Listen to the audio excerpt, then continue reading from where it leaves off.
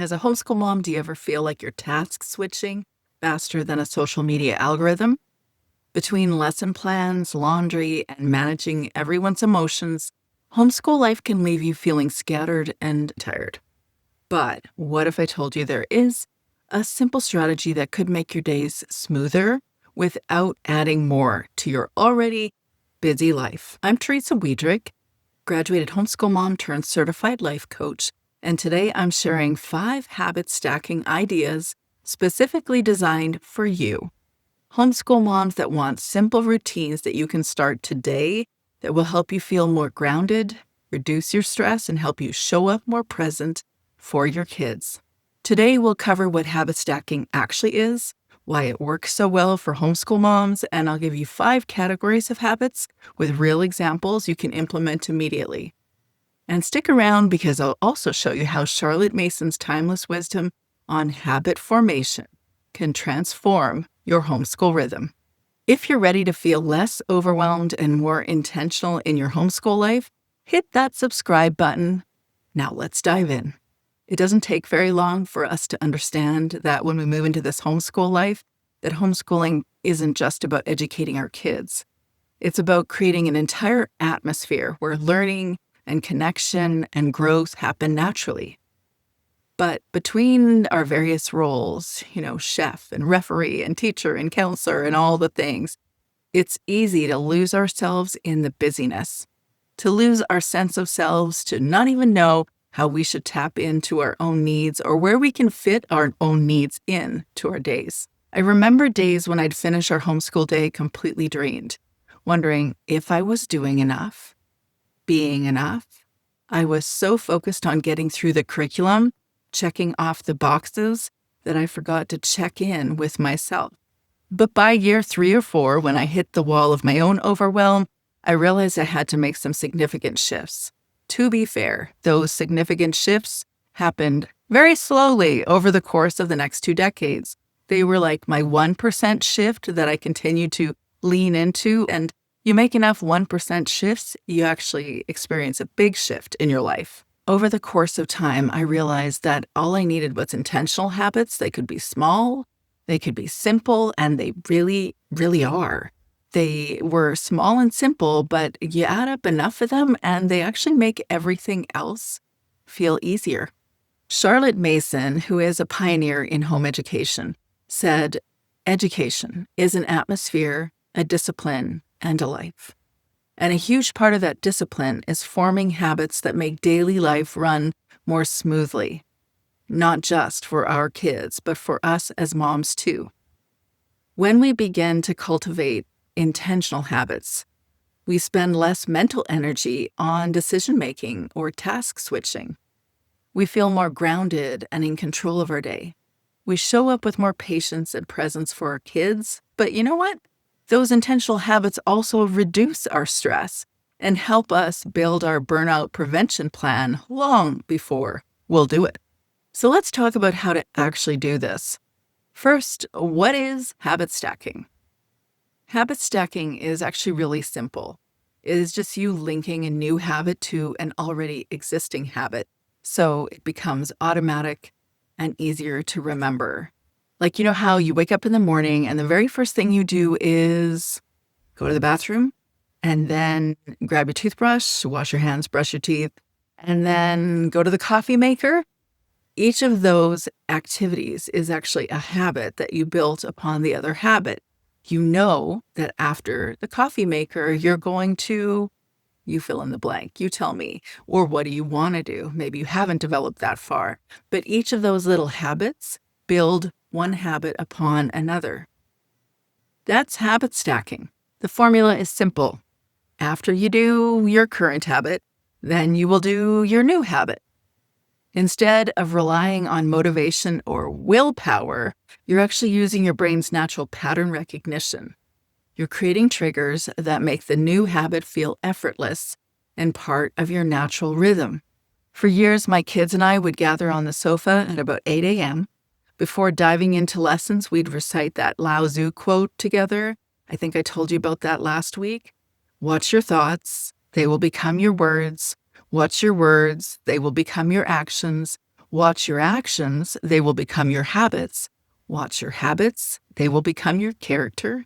Watch your character, it will become your destiny. This wasn't just a nice poem, although it definitely is. It was our habit stack that transitioned us from breakfast busyness into learning mode. But before we get into the specific habits, I want you to ask yourself something important. Are you choosing the habit because it aligns with your life, your energy, and your values? Or are you choosing it just because someone else is doing it and it looks appealing? Ask yourself, does this habit serve my goals? Does it bring me closer to the person I want to be? Will it energize me instead of drain me? All right, let's get into the 5 categories of habit stacks that can transform your days. I want you to pick just one that resonates with you. Don't try to do them all at once. That's where overwhelm exists. We want to just focus on 1% pivot, one choice or one habit. So category 1 could be the morning grounding habits. How you start your morning sets the tone for your entire day. I believe that. I have seen that over the last 2 decades, and that's coming from somebody who didn't like waking up early. Try one of these. After I wake up, I will take 3 deep breaths before grabbing my cup of tea or coffee or phone. After pouring my coffee or tea, I will jot down one intention for my day in your journal. And here's a pro tip. Keep your journal right beside your coffee maker or your French press or your AeroPress. I just got an AeroPress for Christmas. Highly recommend. When your journal is sitting there waiting for you, you're way more likely to use it. These tiny moments of grounding help you start from a place of calm intention instead of what's next, what do I got to do next? That kind of energy. And trust me, your kids will feel the difference in your energy, and it's a natural domino effect. When you're calm, they're more likely to be calm. So category 2 is self-care and wellness. I know self-care can feel like just another thing on the to-do list. It sounds like one of those highly overrated activities that, how do you even have time for that? But since you are a human too, you have to take care of you as well. So these are just micro moments that can actually energize you. Try something like this. After the kids start doing their independent work, then maybe you can do a 5-minute stretch routine or take a short walk around the house. Or after lunch, you can grab a cup of tea and head to your room and pull out that tray of cookies underneath your white sofa chair in the corner. Maybe that was just me. But just do something special for yourself after lunch for 5 minutes. Or when the kitchen is tidied after lunch or not tidied, but you finished lunch, then maybe you want to gather all together for quiet, independent reading time. You could join together in the same room and turn on a Spotify playlist designed just for movie themes. That's like the best way to get into our books. There's like one that has Harry Potter and it has all of the, conventional movie themes. That's a great one. But you could do that right after lunch. And remember, you can adapt it. Maybe everyone reads in the family room together, or maybe each child goes to their own room so you can get separate quiet time too. Make it work for your family. When you have these small moments of restoration or like a tiny, teeny little retreat, you are really helping yourself show up better. You're going to feel more patient and energized and like you want to have that one-on-one time with each of the kids during the week. It's important. Category 3 is my favorite. Let's call it the homeschool sanity habits. These are the habits that you keep from losing your mind on the hard days. Here are 2 things you could do. After you finish morning lessons, you could take a 10-minute reset to your space while the kids head outside. So you can tidy up for just 10 minutes, or you could, of course, include them. Or when you're feeling overwhelmed, you could take a pause, take a breath, and remind yourself, I don't have to do it all right now. Oftentimes, I schedule that mindfulness moment at 11 a.m. every day. And can we just acknowledge something? There is no one doing all the things. I know that it sometimes feels like that, and you hear people's stories about what they're doing, and you can't fathom doing all those things, or you'd really love to because, that beautiful nature table or those perfectly organized shelves, but she's not doing it all either. These are our highlight reels. So comparing yourself to that, it's just not real. But that second habit, when we're pausing, when we're overwhelmed, noticing when stuff is coming up here, it might sound too simple to really matter, but actually I think that's one of the most powerful habits we can incorporate because it moves you towards self-awareness. And just by the mere act of noticing how you're showing up or how you're feeling triggered or helping you to understand yourself a little bit more, moves you toward intention and responsiveness instead of frustration and reactivity. Category number 4 is connection habits. At the end of the day, the relationships in your home are going to matter more to you than having perfectly completed curriculum. There's a reason why veteran homeschool moms talk about connection being the most important thing. It's true. So try one of these. After breakfast, I will make eye contact with one of my kids and say something affirming to one of them. Of course, you could say something kind to each one of them, but I also know how challenging that can be if you've got 12 or 13 kids. So if you cover one child per day over 2 weeks, that's fabulous. Or if you have 4 kids, then maybe you could chat with each one once a week. Or after the kids go to bed, you could make that your time to snuggle on the sofa for 5 or 10 minutes with your husband, a cup of tea, and just chat about how you're feeling about your day, about your life, or whatever it is that you want to discuss so that you feel a little closer throughout busy days. These small connection moments are deposits in your relational bank account.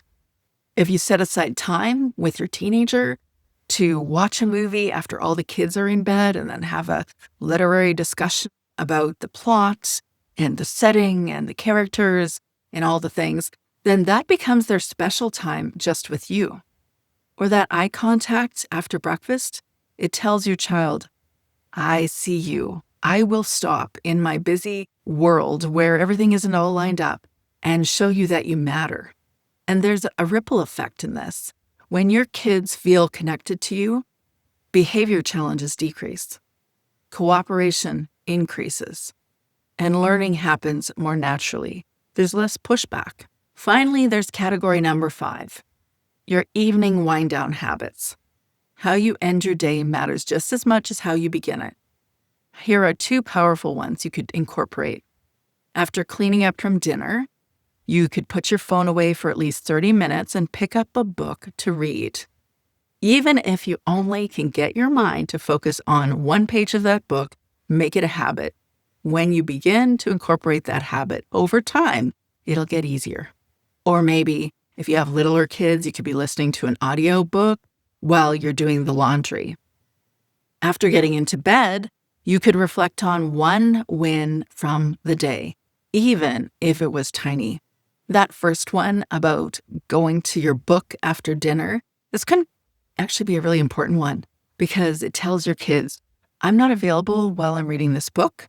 Wait until either the timer's done if I put that on the oven, or tell them after a half an hour after I put my book down, then I'm available to chat. This is especially useful for kids that are not accustomed to those boundaries. And yes, they will test it. And no, they will not honor it every single time. But you're teaching them that mom is a person with needs, and that is an incredibly valuable lesson. Oh, and that bedtime reflection? On the hard days, your win might be, we all survived and nobody drew blood. That's fabulous.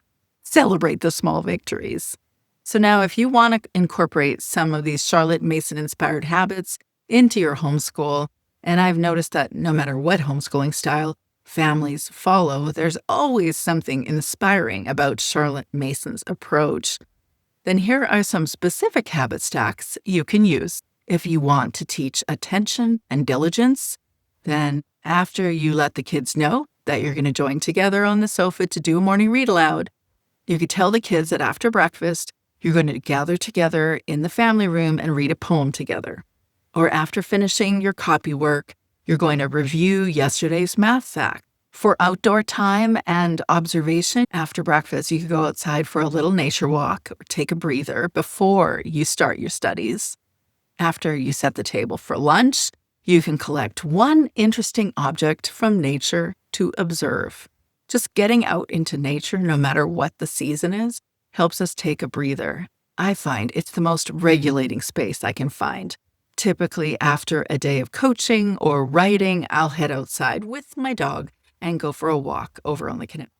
For gratitude and reflection, we could light a candle for morning time. That is one of my favorite parts of this season, is having a reason for lighting candles.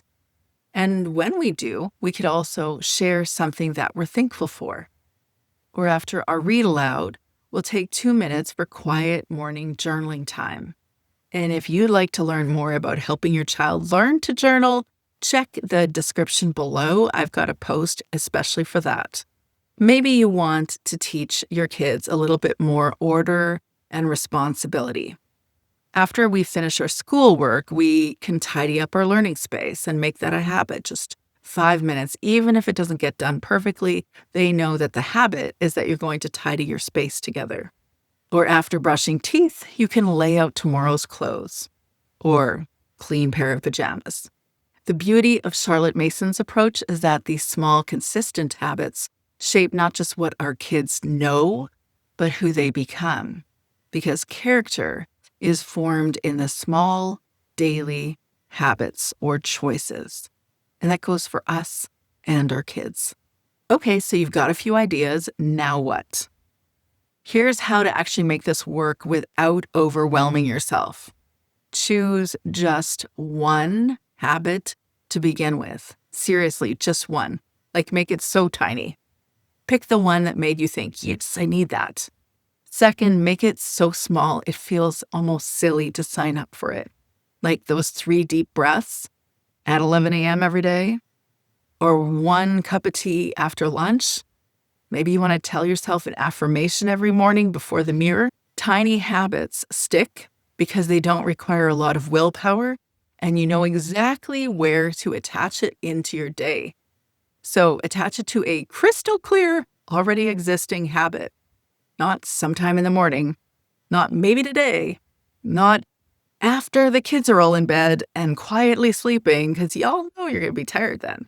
But rather after I pour my cup of coffee or after breakfast is cleared. Be really specific. Fourth, track it for 1 week. Just put a check mark on a sticky note on the fridge. Your goal isn't about being perfect in this pattern, but actually developing the pattern, noticing what's getting in the way of you enabling that pattern. And fifth, give yourself permission to adjust, because no matter what the habit is, sometimes we just discover it's not what we really wanted actually, or it just really doesn't fit at that time. So we have to change it and do it somewhere else. That's the goal of what we're doing in this family life. If a habit isn't serving you, change it. It's not a failure. It's just you learning what actually works for you and your unique family. Building habits isn't about adding more to an already full plate. I would definitely not do that to you. I know how busy you are and how much you do. But if you want to incorporate a specific habit or 2, but let's focus on 1, then choose something small. You don't have to overhaul everything overnight to notice a 1% pivot. So here's what I want you to do. Pick a habit from today's video, just one. Commit to it for 1 week and notice how it impacts your day. Then come back to me and tell me about it in the comments. I genuinely want to know which one you choose and how it's going. And remember that Lao Tzu quote from earlier? The small thoughts and choices we make each day shape our habits and ultimately our character and our future. That's true for us just as much as it is for our kids. You're not just teaching your kids, you're creating a life, an atmosphere, and a rhythm that honors who you are and who you want to become. And that is beautiful work, even on the messy days. If you want more support in building these kinds of intentional habits, I have a free self-leadership checklist that will help you stay grounded and lead your homeschool with confidence. I'll link it in the description below. If this video helped you, give it a thumbs up and subscribe for more homeschool mom encouragement. And if you know another homeschool mom who needs to hear this, share it with her. Remember, you matter in your homeschool life. You have the capacity to lead your days with presence and calm and clarity, not pressure, perfectionism, and old scripts that were never yours to begin with. Every tiny shift you make toward alignment helps ripple into your kids and your home. That's the power of a 1% pivot from pressure to presence. Small enough to be doable, meaningful enough to change everything over time. If you're ready to go deeper, to untangle the overwhelm and build a homeschool life that actually fits you, then you're invited to your free Aligned Homeschool Reset session. You'll find the link in the description below. Until next time, take care of yourself, nurture the nurturer, and keep leading your homeschool aligned from the inside out. You got this, girlfriend.